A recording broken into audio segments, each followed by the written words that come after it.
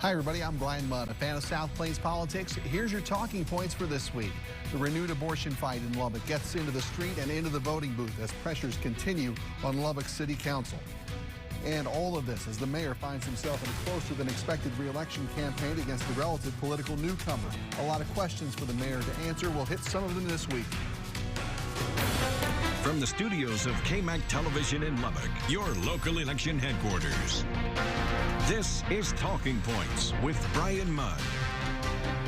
Thanks for joining us, everybody. Also this week, the human element. We talk a little about political polls here, but truthfully, a lot of them are hard to trust because there are just certain human factors that can't be measured. For example, in 2016, when we found that a lot of Trump fans don't participate in the polling process. So you never really know about the numbers. The latest Quinnipiac, Texas poll, though, did include something interesting. Now, they have Mr. Trump and Mr. Biden in about a dead heat here, and the president with generally favorable numbers in Texas, with one exception. When asked if they approve of the way the president is handling the coronavirus response, 51% said no, down 2 points from a month ago, which is probably why you hear the president talking more about the economy than the virus at his rallies across the country. That's his strong point now. The problem for him and any elected leader right now is that the virus isn't going away. A state group that calculates projections of how the virus will spread now says there's a 29% chance Lubbock will exceed its hospital capacity within 3 weeks, and a 64% chance we'll run out of intensive care beds before that time. But again, the human element could play a factor if more of us practice better safety measures, something city leaders were asking for again this week for the sake of lives and business. And here's our Alyssa Tejas. But we can see that our available beds have dropped from yesterday. We see the writings on the wall already. We don't need to continue down this path. We need to do what we can to do better. Leaving business owners concerned for what's to come. Most of us are barely keeping our head above water. Under Executive Order GA32, after seeing 7 consecutive days above the 15% threshold, hospitals would have to stop elective surgeries. All businesses operating at 75% capacity would have to drop to 50%. And bars, which opened less than a week ago, would have to shut their doors once again. Consumers need to feel confident in going out to restaurants. We're doing our part. Everything that needs to be done.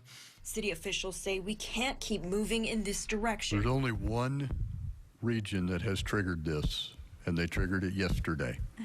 So we are watching them to learn. I don't want to be the one to find out how it works. So to keep our businesses on course to reopening, now is the time to take personal responsibility. The fact that there are folks out there that obviously just sick and daggum tired of this, as we all are. But the fact of the matter is this hospitalization rate is a warning.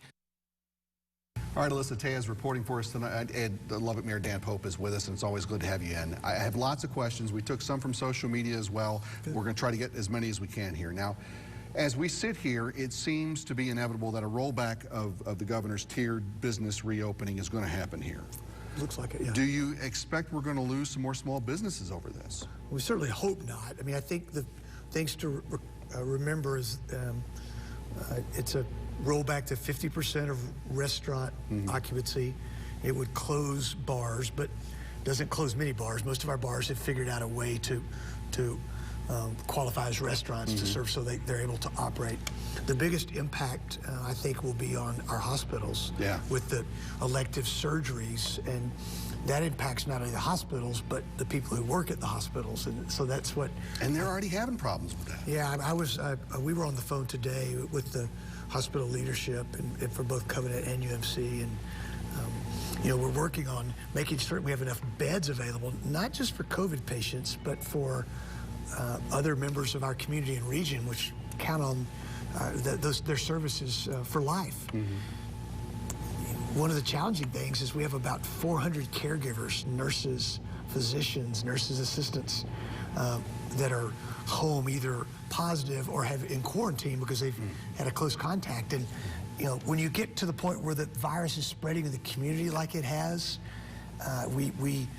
that's one of the real downsides to that, is what it does to all our businesses, but particularly to our healthcare facilities.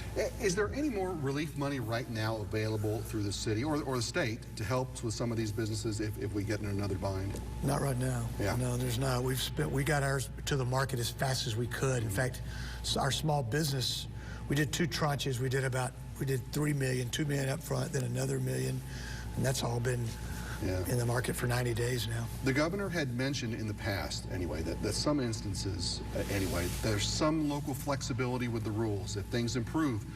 Do you have the authority to say, we're better, we're going to go back to 75%? I guess we do.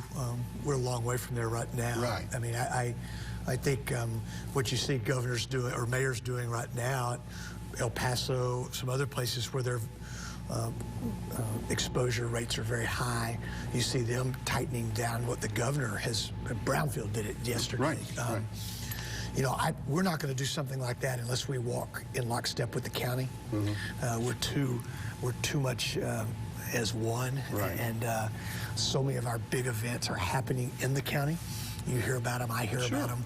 We've got to be on the same page if we are going to do something going forward. With that in mind, you know, there were people who have been wondering out loud to me, was there any thought of pulling the plug on the South Plains Fair or keeping a closer eye on some of the rallies and things that are scheduled, the larger gatherings out in the county or that may spill into the city, or any thought of saying, okay, we got to police that a little bit better? Well, certainly a thought. Certainly, so the county I have nothing to do with. Right. Everything that happens at Cook's Garage is an example. Right. We've talked, you and I have talked about it before. That's outside of our jurisdiction. We worked pretty hard with the fair to put in place what I thought they brought us what was a great plan. They worked on it a good part of the middle of the summer. I don't know if, even looking back right now, if I would have changed the decision on that. We don't really trace a lot of the spread to the fair. It's hard, frankly, right now to isolate the spread. It's so prevalent. For the first time in 2 months or longer, if you look back at the week that ended Tuesday evening, I get a weekly report on Wednesday just on our data.